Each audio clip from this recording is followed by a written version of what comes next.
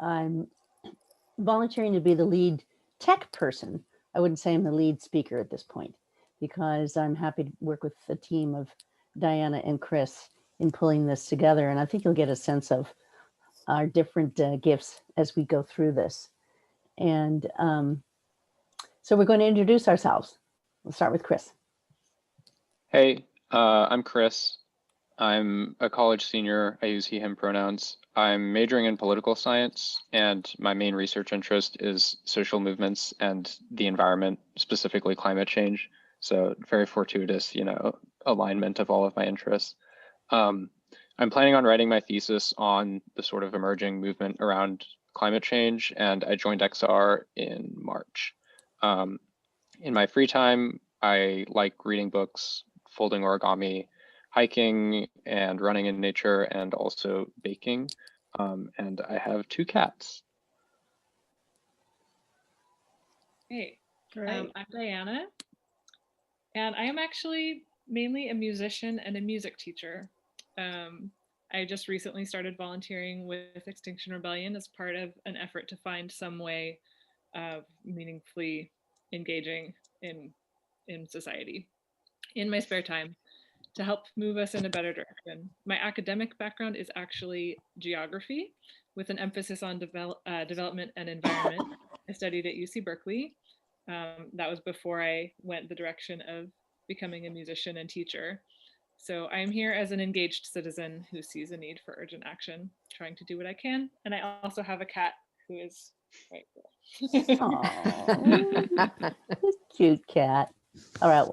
Well, I used to have a cat when my children were growing up. And I'm a grandmother. I'm a 6th generation San Franciscan. And now my granddaughters, my son and daughter-in-law live at 30th and Moraga, right there in the city.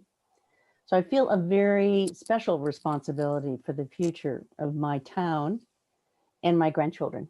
And that's exactly why I'm working with Extinction Rebellion as a 71-year-old aspiring elder doing nonviolent civil disobedience, often in the streets of my birthplace of San Francisco, disrupting business as normal, expressing my beliefs and values in the public square. I want to first acknowledge with respect the indigenous peoples of this land. I honor the up to 10,000 years or more that they lived in harmony with their environment. Here in California, some of the artifacts found are up to 5,000 years old, which is older than the Egyptian pyramids. Good grief. So I respect their caring relationship with their land and kin, and I am very cognizant of the history that took away their land and culture and so many of their lives. So we don't need to, sorry, I'm going to read the title of this talk is Heading for Extinction and What to Do About It. So right there, you kind of have a preview. We don't need to tell you that climate change is real or that it's a threat. However, we do want to make clear the urgency and seriousness of the situation, which is not always understood. I know that I personally grew up with a fair amount of environmental awareness. My mom was actually she chaired the Bay Area Sierra Club chapter in the 1980s. I mentioned that earlier if you were here, and was very active in the anti-nuclear movement when I was a kid. So my activism was mostly as a child and now again. So it's only in the last few years that I've become aware of what a dire situation we're really in and what a short timeline we are looking at. It's obvious that the climate is changing. The heat waves that we've had here in the Bay Area in the last few years are nothing like what I experienced as a child. I actually live in my childhood home. That's my background here is where I grew up, right here in Oakland. And it's an upstairs space, so the heat gets trapped, and I have no memories of anything like what we've had in the last couple of years. So that is obviously not scientific evidence, but these changes that I personally feel and experience are what trigger my sense of there being a true emergency that requires my attention. And this is what got me to start looking at the data. Next. So the climate group 350.org, we're probably all familiar with, founded by Bill McKibben. gets its name from the safe limit of carbon dioxide concentration in the atmosphere, which is 350 parts per million, according to scientists. This chart from NASA shows the level going back 800,000 years. And in 1950, we surpassed 300, and we are now at 414 and rising. These next images, also from NASA, show average variation of global surface temperatures over time. The dark blue indicates areas cooler than average, dark red indicates areas warmer than average. Here's 1884. We're just going to keep going through these. 1922, 1957, 1984, I was 4 years old here, 2007, and 2019, last year. So there is no question that the world is getting warmer. Next slide. This graph from the Intergovernmental Panel on Climate Change illustrates the lag time between CO2 emissions and their impact on the climate. So if we bring our emissions to zero sometime in the next 100 years, which we know is enormous to be able to do that, it will still take a few centuries for temperatures to stabilize and possibly millennia before sea level stops rising. So this dotted blue line that you see kind of is projections for sea level rise. And the brown line shows a peak in carbon emissions. Today is the far left. So they're anticipating, if we did have a peak and then a drop, the red line shows temperature. So because of climate lag, we can expect the temperature to continue rising due to our past emissions, even as future emissions may drop. And let's get local with the historical truth of life destruction at the hands of humans and their profit-making system, capitalism. Chevron, our neighbor, is a perfect example. Richmond has been an industrial town since the 1850s, when it all started here, poisoning its community members and all of the Bay, actually, starting with the manufacturing of equipment for the gold rush.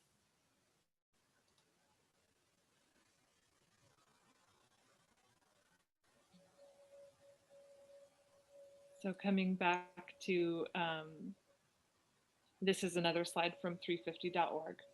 And I put this here because I wanted to remind us that there is no meaningful debate about the science of climate change. There are people who want to say that there's disagreement in the scientific community. Maybe it's happening, but humans didn't cause it, or maybe humans did cause it, but it's really not that big of a problem. But just to remind us, there's 97% consensus among scientists that climate change is happening, caused by human activity. So this is something we're probably all pretty familiar with, but I think it's important to remember that Exxon and other fossil fuel companies have spent millions of dollars to manufacture this debate, sowing misinformation, and their own studies have made clear since the 1980s that global warming is real, caused by the extraction of fossil fuels. They actually started raising their oil rigs in anticipation of sea level rise, while simultaneously trying to tell the rest of society that this wasn't happening.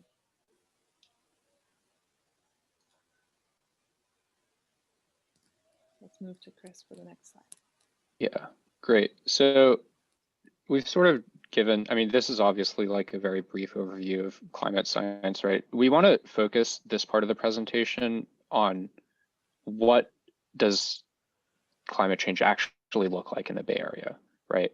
And so Molly talked about Richmond, and I'm going to talk about two other things that we all think are sort of the main ways that climate change impacts the Bay. The first one, in case you couldn't guess from the really obvious image, is wildfires. And this is just an image from the most recent fire season, the Sizu lightning complex that was in the Santa Cruz Mountains. Yeah.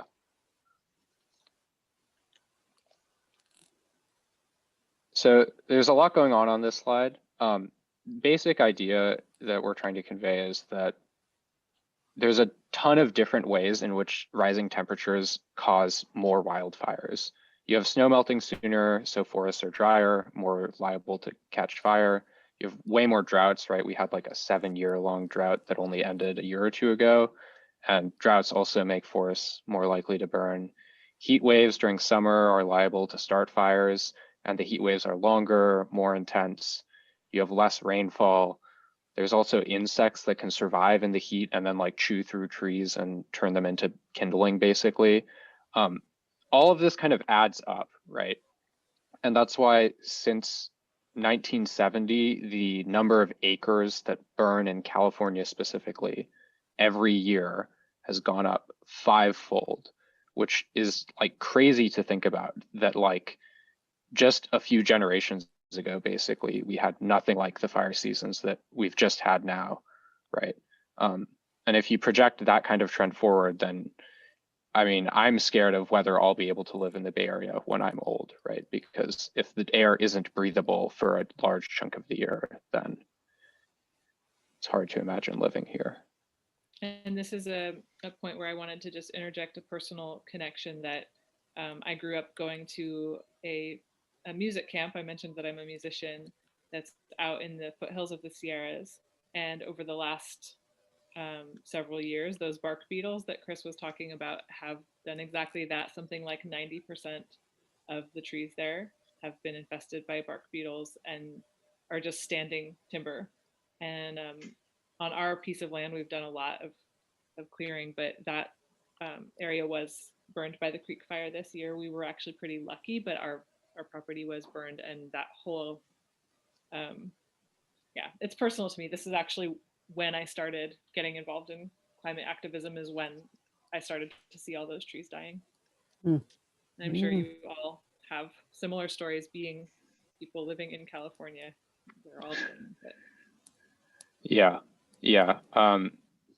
The same thing kind of goes for me. Like, I'm sure we all have stories like this, right? But the reason that I ended up joining Extinction Rebellion, actually, well, one of the many was, I remember the first thing that sort of clued me was the campfire in 2018, because I was at college on the East Coast and I called my parents for a like weekly check-in, and they hadn't gone outside in a week because there were no N95 masks left that they could buy. And the air was so hazardous to breathe that they were scared of leaving the house. And this time, this fire season, which was the worst fire season that has ever happened that we have record of, they did have N95 masks because of the pandemic, which we'll talk about in a few minutes also. But that was the first thing, was the campfire, and realizing that like my grandma lives only a few dozen miles from where the campfire started. This time was also like a wake-up call this fire season, because I went hiking in the Big Basin redwoods with my parents, and 2 days later, the area that I had been hiking in, which is like this massive 10,000 acre state park, all of it was on fire from the Sioux Lightning Complex. Most of the trees did survive though, because they were alive, and redwoods are very resistant to fire sometimes.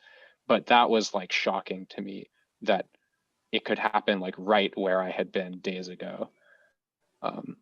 And yeah, I don't know. And then my parents and I just like trying to deal with the smog and not going outside for that month and a half or so. Yeah.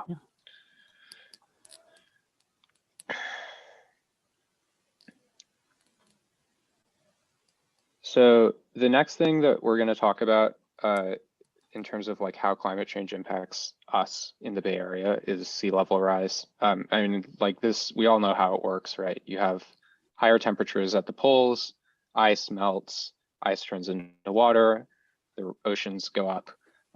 The thing that really surprised me when I actually dug into what I could find about this with respect to the Bay is just how seriously Northern California gets impacted by sea level rise. So on the next slide, which should show up now, yeah. These are two maps of different temperature changes. So on the left, you have 1.5 degrees Celsius. On the right, you have 4. 1.5 is what is normally called the safe limit of warming. And the thing that really shocked me when I saw this for the first time is like at both levels, but especially at 4, you get large chunks of the peninsula, South Bay and East Bay end up underwater, basically. That's not surprising though. That was kind of what I was expecting. What I wasn't expecting is that at 4 degrees, I hope you can all see this, that Sacramento is underwater because you have this like massive new body of water just like out east from where we are. I was dumbfounded. And the other crazy thing that you'll notice is that even at 1.5 degrees of warming, which is normally considered like what we're shooting for, right? This is our goal. You still end up with this giant body of water that could put some cities underwater. Like I think Stockton's right on the border.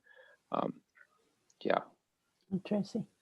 Yeah. Sacramento is basically a coastal town in that 1.5 degree. Yeah. So another aspect of climate change that we want to talk about, it's a little less local, but we're all experiencing it, is the coronavirus pandemic. So my experience is that people tend to talk about this unrelated to climate change. It's like another thing. It's its whole own thing. There's this pandemic. It's random. There was a virus. It got loose. However, I think that these are closely linked. So this image that we're looking at is the title from an article that discusses several epidemics over recent decades and their relationship to human-driven habitat destruction.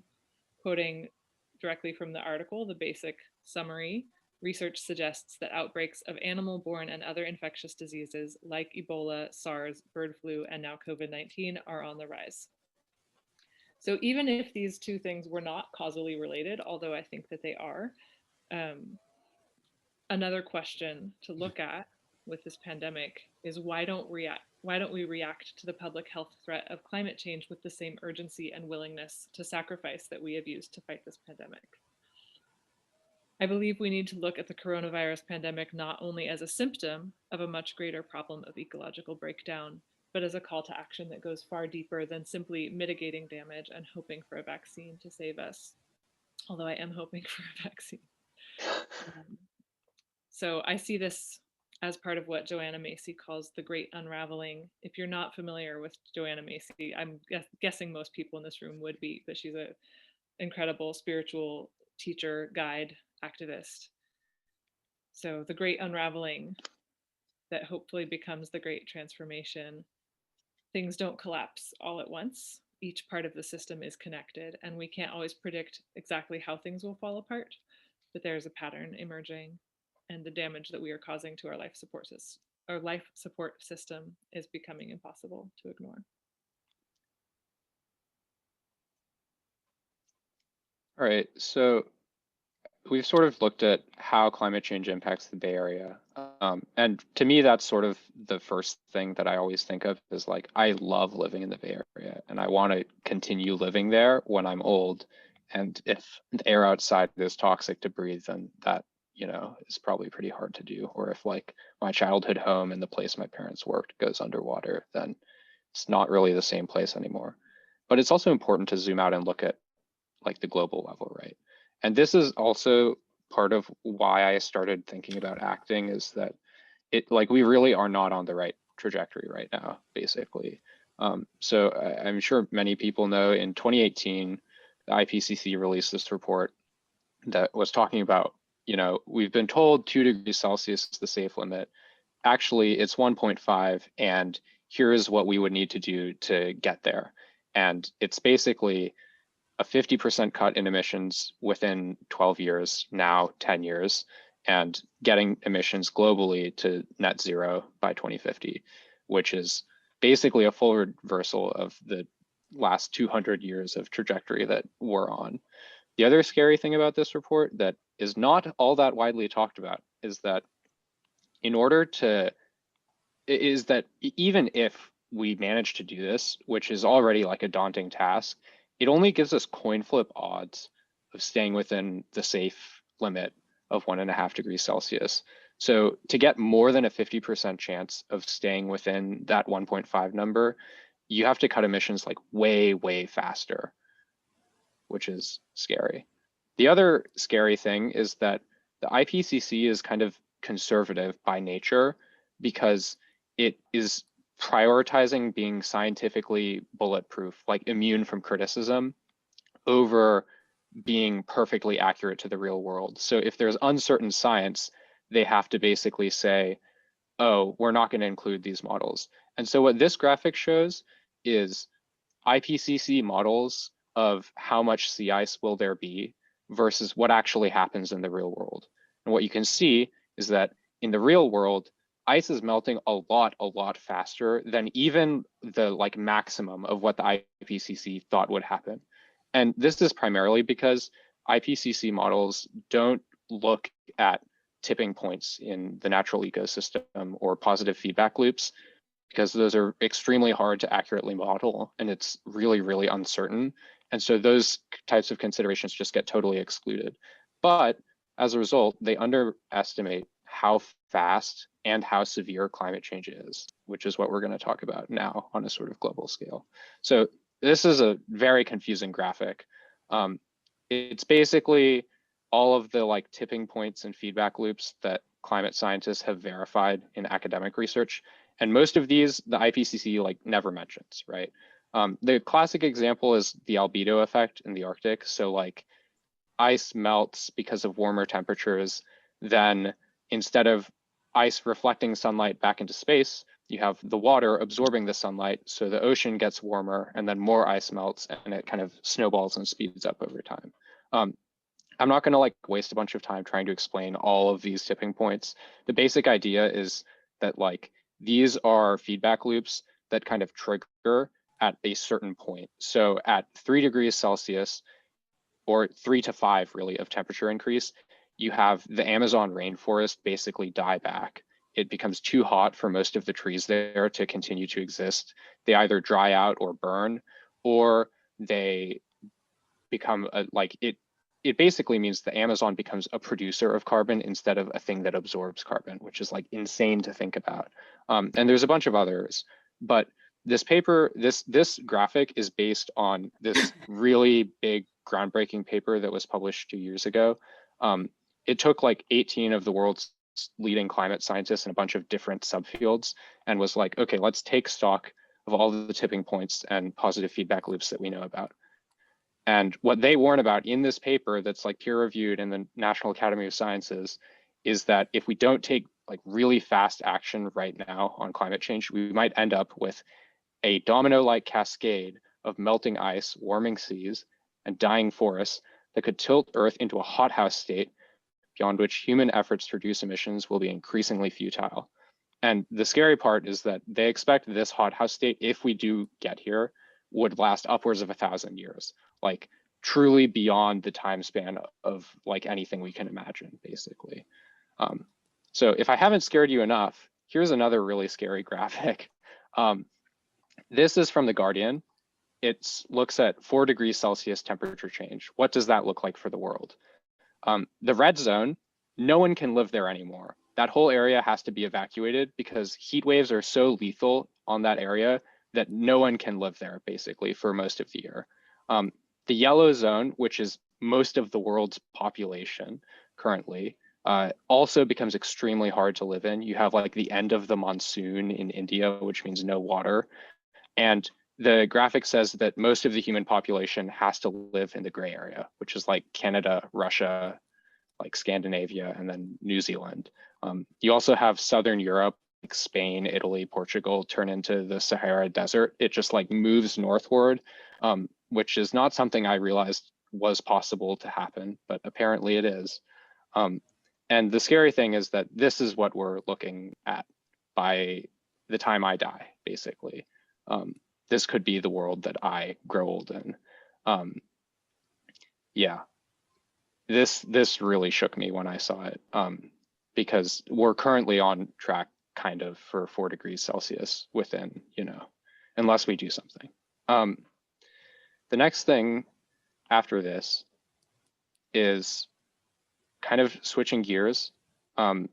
So I'm sure many of us know, like the KT asteroid caused a mass species extinction.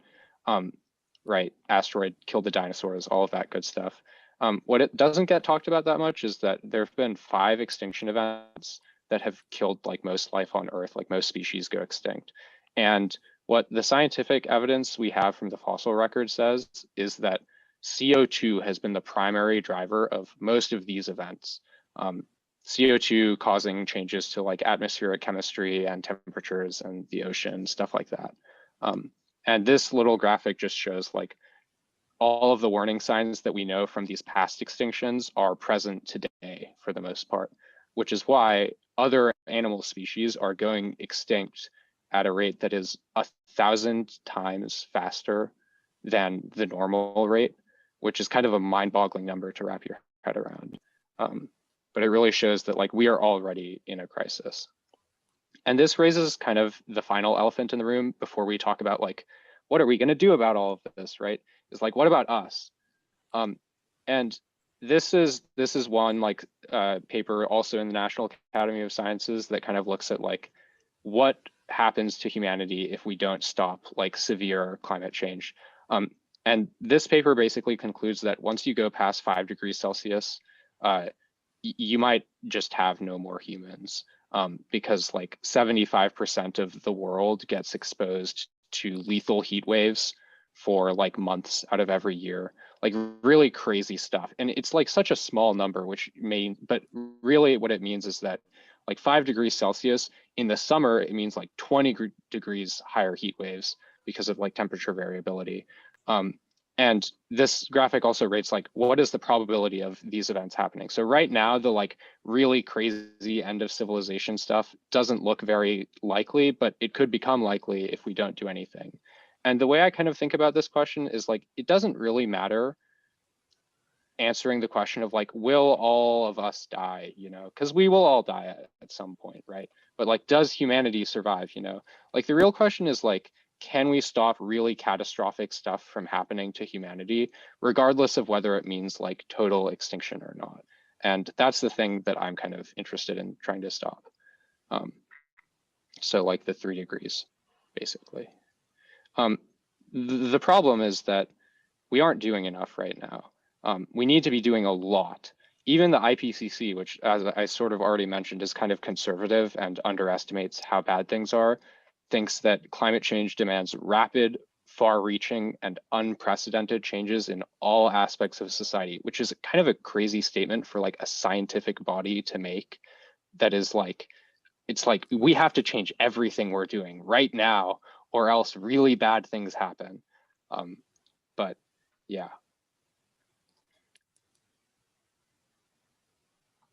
And as I just mentioned, this is not happening yet. We need to do something to make this happen. This is a graphic of like, what kind of temperature increase are we looking at if everyone follows through on their Paris commitments? And basically, currently we're looking at 3 degrees Celsius higher temperatures by 2100, which is the catastrophic thing from the scientific paper looking at human survival. And I read recent research like a month or two ago that said we're actually on track for 4 degrees Celsius. But the basic idea is that countries are not cutting their emissions quickly enough right now.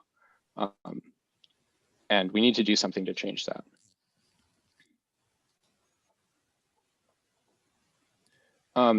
And what I sort of came to the conclusion of when I like read all of this just like info dump that I just gave you, this like very sad, depressing information, right, is that we need a new approach because politics as usual it's failed, it's not working, right?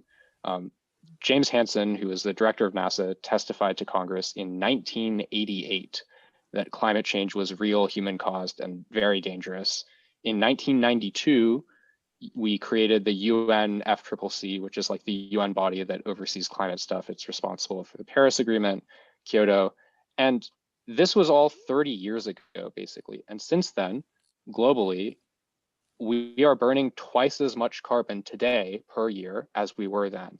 So even despite like huge public awareness campaigns, lots of lobbying efforts from amazing green nonprofits, even despite politicians who we thought would do something, like even with lots and lots of effort has been poured into this problem, right? You have like lots of renewable energy that is helpful, but even despite all of this, the last 30 years has just not worked. And so what we've sort of concluded at Extinction Rebellion is that we need something else. And the answer that we've come up with is basically like nonviolent direct action and social movements. So that's what we're going to talk about now. So before we do that, before we just go right from, oh no, there's a problem, fix it, I want to invite us to just take a moment and feel what we just talked about, the weight of this and the grief that for me, I know has been huge when I really look at this. We are talking about an unlivable planet within a few generations, and I'm looking at within my lifetime. And certainly any of us who have children, grandchildren within their lifetimes. So I want to just take a moment of silence before we move on.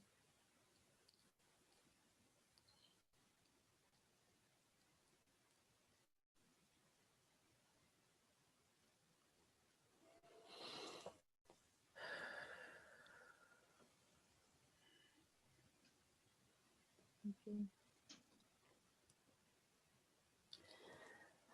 So I worry about whether my children will be able to have grandchildren, whether my granddaughters can have grandchildren. My daughter has already thought that she would not think it's responsible to bring children into the world. So I feel very obligated as much as possible to see what changes we can do here. And we are obligated to do direct action, to be a good human being. This is what I think as well, as Howard Zinn. And a concerned citizen living our values of care and compassion and claiming our relationship with Mother Earth and all life, all kin, all where we are related to it. And we are responsible, and we will act on our obligations. Yeah. So I think for me, where this kind of obligation that Molly is talking about comes from is these questions, right? What does it mean to be a good person? What does it mean to die without regrets? Because when I started like really internalizing all of the scary stuff about climate, I kind of had this moment of like, oh my God, I have to do something.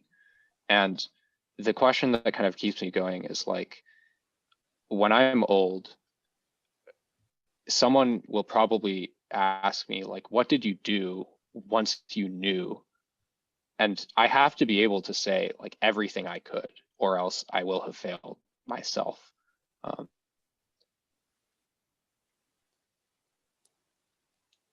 So true. So real, Chris. Thank you.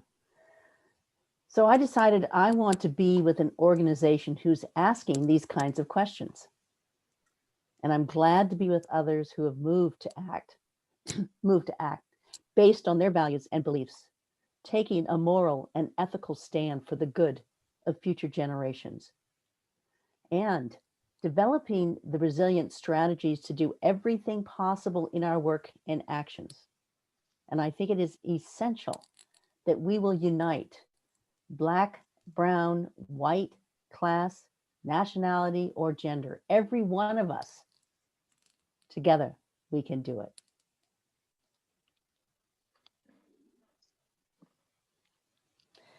And the children shall lead us. And I want to tell you, my husband is listening to the Greta Thunberg movie out in the other room right now. And this is what she said. You have stolen my dreams and my childhood with your empty words. That's what she said to the world in 2019 through the UN.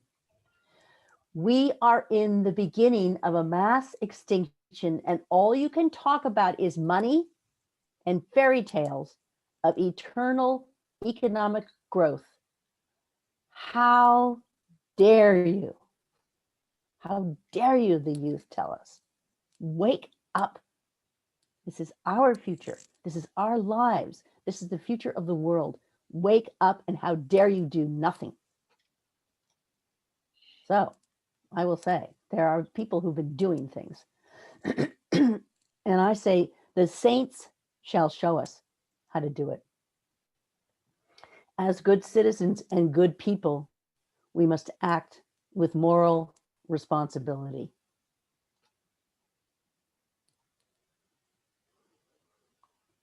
That's Chris.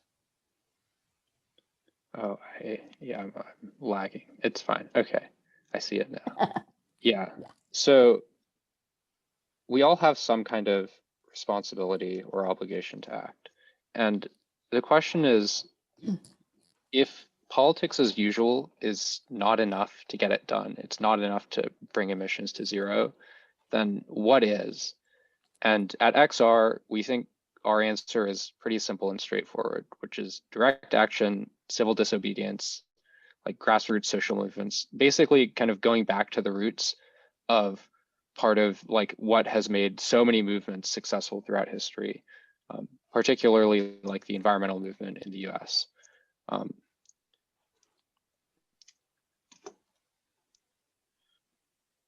So this, I think, I can't see it yet. There we go. Is an image from a protest in the US against an automobile factory in the late 20th century. And the basic reason I'm putting this here is that the main idea that we're trying to convey is that social movements work, right?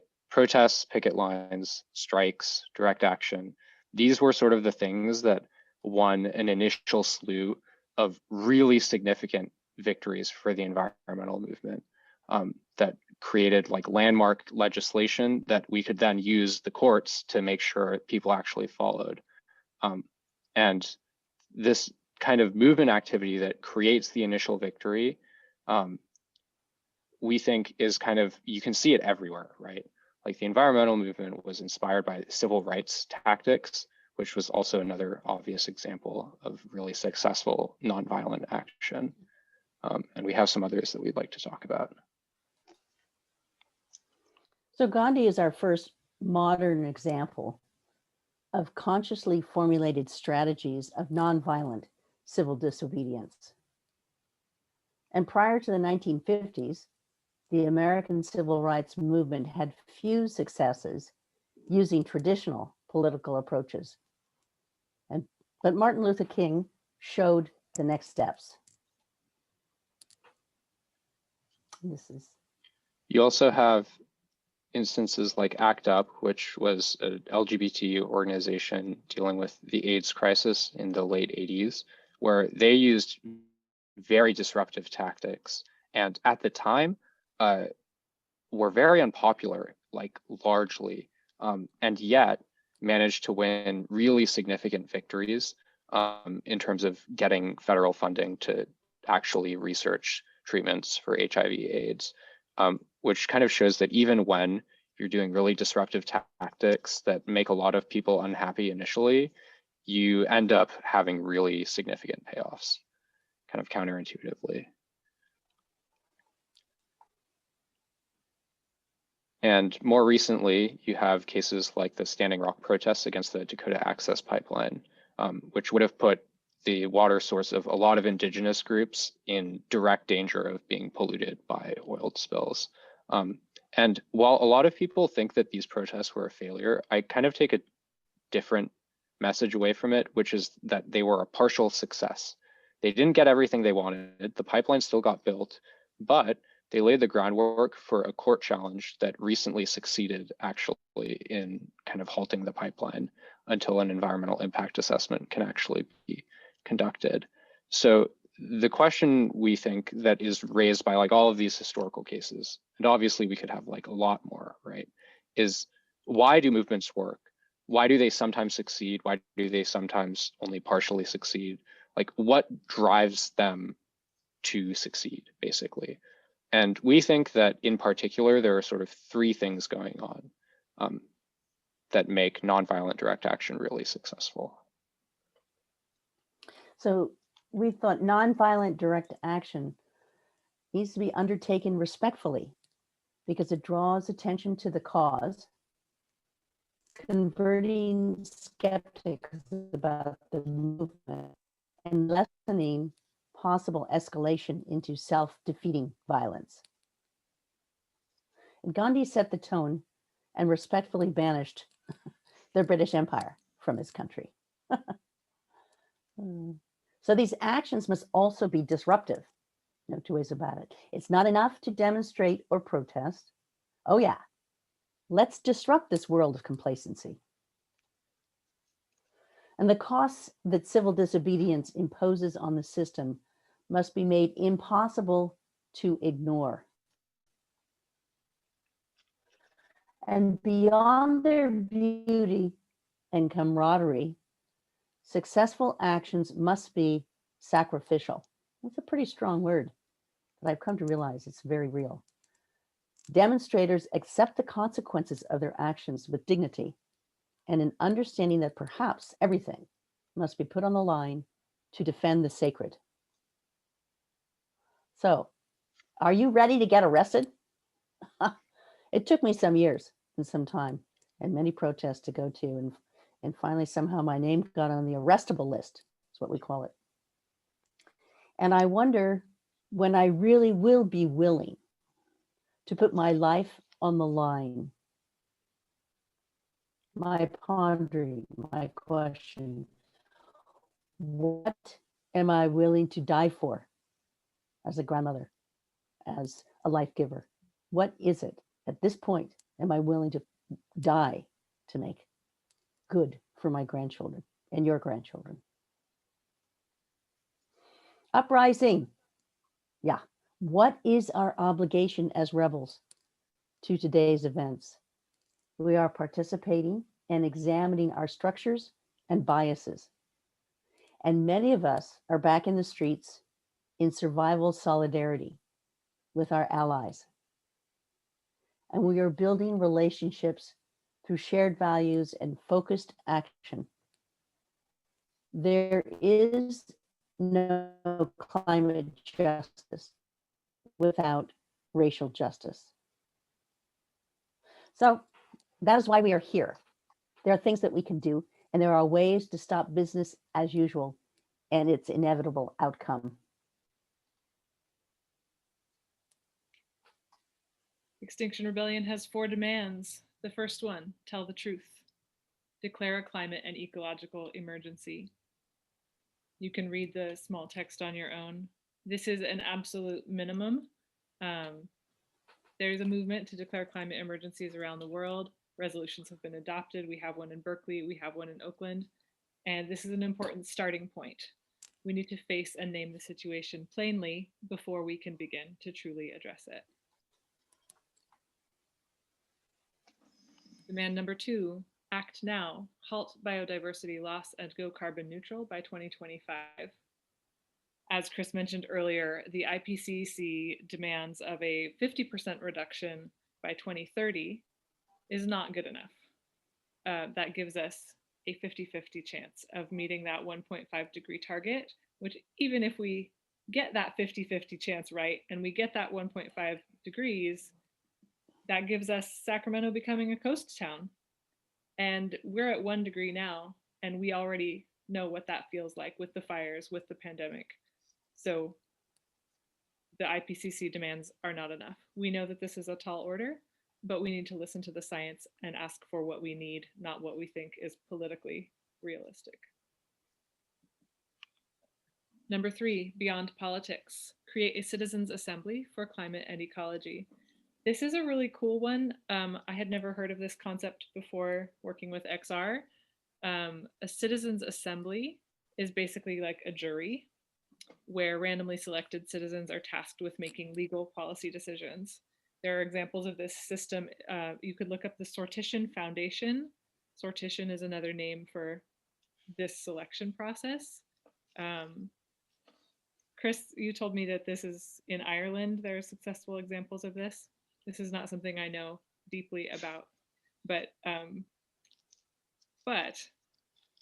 I am aware that studies have found that citizens, when informed by experts and given The opportunity to debate and examine the issues will make much better decisions than our current system, where career politicians are too easily corrupted by lobbyists and the commercial interests they rely on for campaign funding. So this is an important part of the strategy. And number 4, a just transition. This one is worth reading because it has been a source of some contention within XR. And we believe that the 4th demand is an essential piece of the work we are setting out to do. So I'm going to read this to you. We demand a just transition that prioritizes the most vulnerable people and Indigenous sovereignty, establishes reparations and remediation led by and for Black people, Indigenous people, people from the global South, and poor people for years of environmental injustice, establishes legal rights for ecosystems to thrive and regenerate in perpetuity, and repairs the ongoing ecocide to prevent extinction of human and all species in order to maintain a livable, just planet for all. So that was a lot. The core is just, we cannot treat climate justice as an isolated issue. We have to also address the social inequities that are part of the same problem. So number 1, tell the truth. 2, act now. 3, citizens assembly. 4, just transition. I'm going to read this. By joining together across racial lines, we can reject those trying to divide us, reduce racism, and nurture a society that simultaneously saves our planet and values each and every family, Black, brown, and white. So we were discussing this. This is not just a moral matter, although it is a moral matter. We believe it's also pragmatic from a strategic standpoint to build the largest possible coalition, because we are all truly in this together. Chris is going to tell us about the history of XR. Yeah. So we sort of talked about what XR wants to do about climate change and what our demands are. Briefly, right, we did not start in the US. The original XR group started in the UK, actually. And after they built up a lot of numbers, they mobilized across all of London. They basically shut down the entire city for 9 days. They blocked all the roads, they blocked all the bridges, you couldn't get in or out. And for 9 days, they just occupied London, like all of London. And then eventually the conservative government, run, I think, by Boris Johnson at the time, although it might have still been Theresa May, came to the negotiating table, and despite being a conservative government, declared a climate emergency across the UK and committed to 2050 emissions targets, which is not enough, but it's like kind of surprising to me that this happened at all, given how polarized politics is in the US, I suppose. Since then, though, Extinction Rebellion has moved out of the UK and gone global. Yeah, so that was in 2018, amazingly, not long ago. So it's spread to over 500 chapters on 6 continents. It's truly been a worldwide movement that unites all people. Of course, we are one of those chapters, and there's probably many more on this, could be on that map. So now for us here in San Francisco, Extinction Rebellion SFA is a 100% nonviolent civil disobedience movement aimed at nothing less than radical system change. Our rebellion is fueled by our love for humanity and for all life on Earth. And this is what you will find when you come to our website, exactly that statement. And we are collaborating with local organizations who've been in the grassroots, on the ground, resisting, showing what our society could be with cooperation, caring, and compassion, and courage and power to effect change. I'm so grateful for the local Extinction Rebellion leadership. Oh, I see someone on the left of that. But what is happening is deeply sad and grievous. And I lament for what we have done and what we are facing now. I feel that Extinction Rebellion, SFA, understands the grief we are dealing with. This is a San Francisco protest versus Chase Bank in February 2020. So we've done protests that are aimed specifically at major influencers of climate change. And here is my friend Grace and my other friend Peggy occupying a Chase Bank in downtown San Francisco just last February. And Grace is there under a shroud of death. And I'm grateful for companions together on this path. We need each other to do this work. We are acting to unveil the mistruths and the invisible harms suppressed by our society. We use our voices to declare that we will no longer put up with what is happening. We see it, we embody it, we'll tell the truth about it, and we'll change it. And these are our guides, the women who've been on the front lines for generations and generations versus colonization. And they've been my guide in activism because they have always been the protectors of Mother Earth. And they're still on the front line. Thank you for your leadership. And there they are. This is the climate strike. They were in the very front.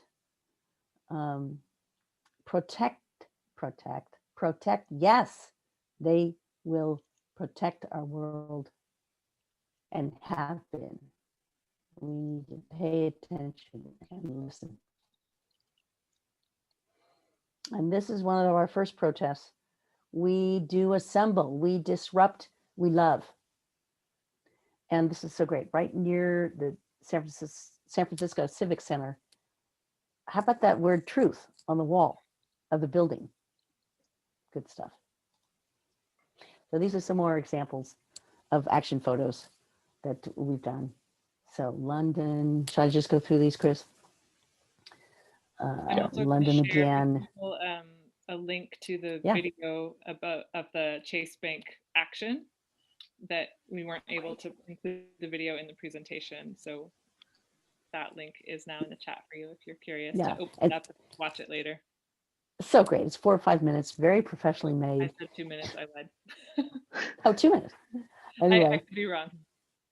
No, it's short and very exciting. And we have some professional actors and actresses working with us. So it's been a very rich relationship for all of us here in San Francisco. So we're just getting, a little sense of what it's been like. New York was the first chapter in the United States. And Los Angeles, I think, was close to being the second one. And then we were just after them. Oh, there's our dancers. There's the murals. All right. This is so great. I think I was there. I was definitely at this one. See the top? Tell the truth. Divest from fossil fuels. And I think this was at a Chase Bank. And they trespassed to get on the roof of the building. But there are solutions to this situation. We have to see the vision and commit to it and act on it. So nonviolent civil disobedience is one flame used to get it done. Now we understand why Extinction Rebellion started and spread like wildfire across the globe. But right now, XRSF Bay is opening its strategies to include more visible alignment with regenerative actions. Yeah, what is it we could do to make a better world aside after we protest and get it changed? So we offer many ways for XR rebels to learn, be together, act together, building the culture we wish to live in. We are building our infrastructure internally in San Francisco and our presence here. So yes, you can join us individually. We can be in alignment as organizations. We live with purpose to transform our society. Welcome to the disruption and regeneration. Extinction Rebellion for life and for love. Yay. And then it's a good time for questions. I do have 2 slides here talking about the next possible steps that you could do. Let's take a quick look at that. Might answer some of your questions. Go to our website, go to an orientation. We do have 10 principles besides the 4 demands. And all we ask is that you join, that you say that you will act according to the principles and the demands. And then you have a one-on-one discussion with the Welcome Working Group. And I want to tell you, that's how the 3 of us got involved. So when someone follows up with you and talks with you about how to be involved and how to best use your gifts within an organization, it's been very motivating for us. And we have a lot of different groups in the chapter, and that's what they are. These are all our different working groups in the chapter. See if there's something more in the chapter. Okay. Yeah, I think that's it. All right. So now we have a good amount of time for questions, I think. Yeah. Anyone? We're open. What'd you think? I can stop share. We could talk. There.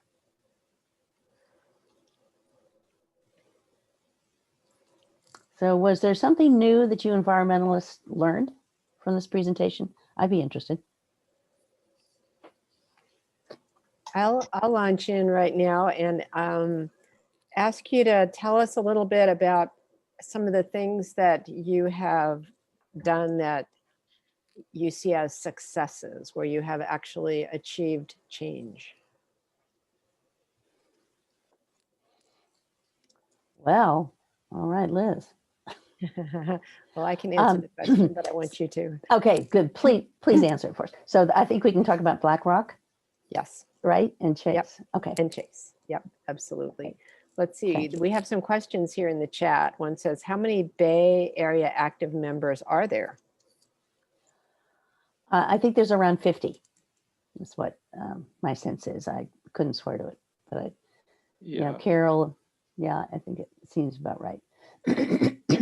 Yeah, and also worth clarifying that by 50, it means like 50 people who actively engaged, who are actively engaged in like 1 or more working groups, whereas there's like a lot of people who we peripherally sort of get involved in actions. And a lot of actions that XR has done in the Bay have been much larger than 50 people, obviously, largely because we work with other organizations that are also working on climate to, get numbers. Right. So we generally do act in collaboration with other organizations, such as the, indigenous groups I outlined, as well as Sunrise and Diabo Rising. And so we do work in collaboration and network. This is also a good moment, speaking of collaborations, to mention Han wanted to relay that there's a spokes council, including Extinction Rebellion, Sunrise. I'm not sure all the names of the groups that are working on this, but I think Sierra Club would be invited if someone is interested in being a representative from Sierra Club to join this spokes council in collaborating on responses to possible election situation. As that unfolds over the next few months, there is some work around that. And so I'm just relaying that if there's interest in that. Thank you. Thank you for that invitation. Molly, circling back, or all of you circling back, I mean, you mentioned BlackRock, you mentioned Chase. Tell us what they did in response to the pressure that you've put on them. Liz, you're putting the pressure on us. So really. BlackRock promised that they weren't going to invest in more fossil fuels. Is that correct? Yes. Okay. They totally divested, I'm pretty sure, right? I think the Yeah, they Sierra were. Club people may know more about this than I do. Perfectly honest. And so there was, and that announcement came the day after we worked with the youth and had a protest in front of BlackRock in San Francisco, downtown. Yep. So we felt pretty good about that. And just to add that we followed a lot of got a lot of leadership from the youth and the young people. And, Sunrise has been a major group. There is a Sunrise over 35 group as well, that we, may have some collaboration with, but ours is an intergenerational group as well. We have young people and grandmothers like me, and we have affinity groups that we have formed in order to be together and determine how we may want to participate in actions. Looks like there's a question in the chat about who to invite from XR. Should we just put our emails in the chat? Yeah. Yeah, we can all put, so what is the forum? I can answer that. I'm the one who asked the question. Yeah. I belong to the social justice group for the Unitarian Universalist Society in San Francisco. And we have a Sunday, well, they used to be Sunday forums. Now, of course, they're Saturday, once a month only. Usually some environmental, political, social justice speakers that we invite. And because we try to be as active as possible, but we also don't want to discriminate. We want controversy, healthy controversy. If there's such a thing. So I think your organization would fit right in with and align with some of our values. And so if I were to connect, to have the person who sets up the speakers connect, I would like not him just to go to the website, but I'd like to have a direct contact so he knows who to ask for and can get things rolling. If that's something your organization does. Yeah, that's what our group does. We are one of the working groups for Extinction Rebellion, the talk group, and specifically it's to be in outreach and to do exactly what we've just done tonight. This slideshow and this presentation tonight is a new one that is a collaboration with Chris and Diana and I, and there's a lot of wonderful depth to it that I think makes things very clear. I for full transparency, we have presented to the UU Church San Francisco within the last 3 months. Didn't see you. Yeah, so maybe was there a green group? Several, but you weren't in the forum, so I know that because. Oh, great. Yeah, so that's why I was asking, but I'm not at the forum. So we're all, we also work for non-hierarchical interactions, and that's why each of us were suggesting we put our email in there, and then we as a talk group would respond to what your request might be. And obviously it'd be a good idea if you gave us dates or something, but just effectively to say, yes, this is what we want to be, is out talking to other groups. okay, great. Thank you. Thanks, Louise. Emails. Thank you. Yeah, let's put our emails in there. Yeah.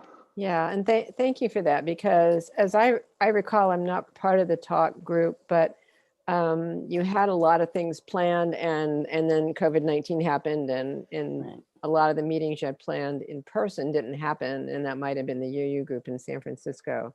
And so we are thrilled to Zoom in, and here I am taking over your talk, aren't I? I Yes, it's good. Speaking on behalf of XR, I think we would be thrilled to continue this outreach. Yeah. That's our mission. So if you think of some other organizations, we're happy to do that as well. I'm really happy about the format and the information. And of course, that Chris has brought forth with his studies, and Diana with her clarity about how to organize it and pull it together. And I just think it really makes sense. And I think that it's moving. So I hope, you'll think about it, joining us in some way. I am curious to know if people had specific thoughts, since this was the first time, and certainly my first time doing anything like this, in terms of things that worked well or ways that you could see improving on what we did. Maybe, it could be a private thing if it's probably I'm not inviting critical feedback. It was horrible. Please don't throw tomatoes. But this would be a great venue because you all seem like really friendly and thoughtful people. So if you have thoughts that could help us improve the talk for the future, we would welcome those.